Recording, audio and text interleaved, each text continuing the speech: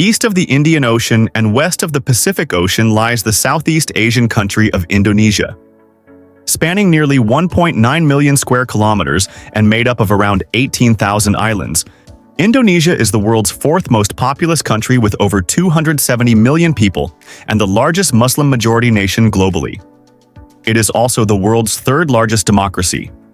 Strategically situated at the crossroads of two major oceans and important maritime trade routes, Indonesia holds immense significance for both China and the US.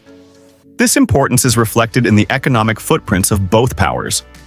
Over the last 2 decades, China has invested $24.9 billion in Indonesia, while the US has closely followed with $20 billion. In the first quarter of 2024 alone, China ranked as Indonesia's third largest investor with $1.87 billion, while the US came in fourth with $1.1 billion. China is Indonesia's largest trading partner, while the US follows closely behind, after Japan and Malaysia. Notably, Indonesia is part of China's Belt and Road Initiative, BRI, and simultaneously participates in annual joint military exercises with the US and its allies, including Australia, India, and the UK. This raises an important question. Given that the US and China are rival global powers, why does Indonesia maintain close ties with both of them? Both the US and China have distinct but overlapping reasons for their involvement in Indonesia. For the US, Indonesia's geostrategic location is key to its Indo-Pacific strategy. This strategy, an expansion of the Asia-Pacific rebalancing strategy, aims to ensure free maritime trade routes, enhance security cooperation with regional allies, and promote economic partnerships. However, the core objective is to counterbalance China's growing influence in the region. One major point of contention is China's claims in the South China Sea, based on its 9-dash line, a maritime boundary that the US and its allies, including the Philippines and Taiwan, do not recognize. The US seeks to protect the interests of its allies by maintaining a strong presence in the region. The South China Sea's strategic significance cannot be overstated, as it sees 1/3 of global trade, including 2/3 of China's maritime commerce.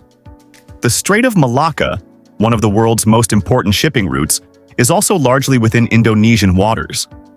It serves as a critical passage for global trade, making good relations with Indonesia vital for the US to ensure that it can counter any potential maritime disruption by China during an emergency. China's interest in Indonesia is equally significant, primarily due to its location and natural resources.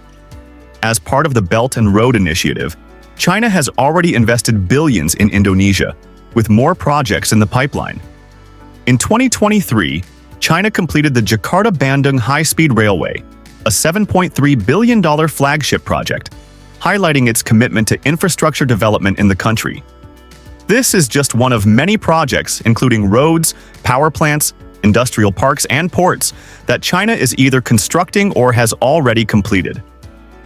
Another reason for China's keen interest is Indonesia's leadership in nickel production, a key component in electric vehicle (EV) batteries.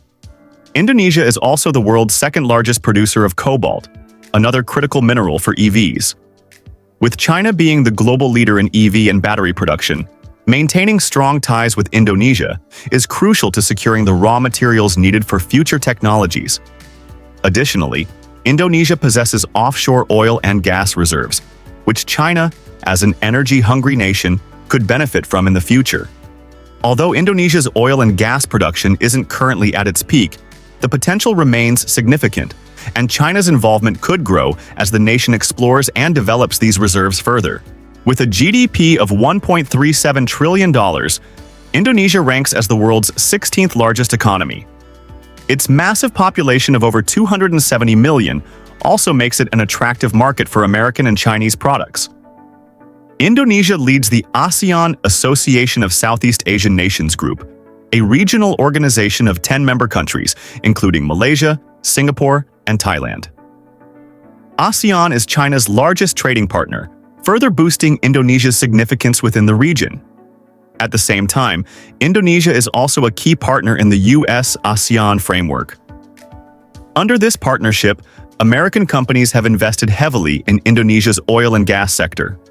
U.S. giants like ExxonMobil control a significant portion of exploration and production activities in the country. Meanwhile, Indonesia's rapidly expanding digital economy has attracted major tech companies like Apple and Microsoft. Apple has shown interest in establishing a manufacturing facility in Indonesia, while Microsoft plans to invest $1.7 billion over the next 4 years to develop AI infrastructure. The Jokowi era, leaning toward China? In the past decade, China's investments in Indonesia have slightly outpaced those of the U.S., largely due to the pro-China stance of President Joko Widodo, commonly known as Jokowi. Since assuming office in 2014, Jokowi has met Chinese President Xi Jinping multiple times, leading to the completion of several Chinese-funded projects in Indonesia. Jokowi's admiration for large-scale infrastructure development aligns with China's Belt and Road Initiative, which has helped strengthen ties between the two nations. However, the relationship between China and Indonesia isn't without its challenges, particularly concerning the South China Sea. Despite their close economic ties, Indonesia and China have an ongoing maritime dispute over overlapping claims in the South China Sea. China's claims, based on its 9-dash line, conflict with international maritime laws outlined in the United Nations Convention on the Law of the Sea, UNCLOS. According to UNCLOS, a country's exclusive economic zone, EEZ, extends 200 nautical miles from its coastline. However, China's 9-dash line overlaps with Indonesia's exclusive economic zone near the Natuna Islands. Although China does not claim sovereignty over the Natuna Islands, it does dispute Indonesia's rights to the surrounding waters. In 2016, tensions flared when Indonesian coast guards arrested Chinese fishermen operating within the contested area. That same year, an international tribunal ruled China's 9-dash line illegal, prompting Indonesia to increase its activities in the region. In 2018, Indonesia established a military base on the Natuna Islands and deployed over 1,000 troops to the area. It also began offshore drilling in the disputed waters, which triggered a response from China, including sending naval patrol ships and conducting surveys. This dispute presents a potential flashpoint for future conflict, providing the U.S. with an opportunity to intervene and strengthen its influence in the region. Recently, the U.S. invested $3.5 million to establish a Coast Guard training center and a naval base on Batam Island, located south of the Strait of Singapore. Given its strategic location, Batam Island is a key checkpoint for ships passing through the Strait of Malacca. Despite its disputes with China, Indonesia has managed to maintain a careful balance between the two superpowers. This strategy has allowed the country to benefit from Chinese infrastructure development while relying on the U.S. for military support and technological investments. Since the fall of the Suharto government in 1998, Indonesia has largely followed a non-alignment policy, avoiding entanglement in any one geopolitical camp. Historically, Indonesia was a Dutch colony, known as the Dutch East Indies, before Japanese occupation during World War II. Following Japan's defeat in 1945, the Dutch attempted to regain control, leading to Indonesia's War of Independence. By 1949, Indonesia had officially gained independence, with support from the U.S., which pressured the Dutch to relinquish the colony. After independence, Indonesia's first president Sukarno leaned toward the communist bloc, a move that alarmed the U.S. In 1967, following a military coup, Suharto assumed power and aligned Indonesia with the West. His anti-communist stance led to brutal crackdowns, during which an estimated 500,000 to 1 million people were killed. Under Suharto, Indonesia severed diplomatic ties with China between 1967 and 1990. Following Suharto's resignation in 1998 amid corruption scandals and the Asian financial crisis, Indonesia transitioned toward democracy and experienced rapid economic growth. Its economy has grown fivefold since 1998, and its per capita GDP has more than doubled. Once ranked as the 27th largest economy in 2000, Indonesia now stands at 16th. Despite its progress, Indonesia remains a developing country, facing challenges similar to those of nations like developing countries do. However, Its success story offers a valuable lesson. Through strategic diplomacy, it has managed to navigate the rivalry between two global superpowers and leverage it to its advantage.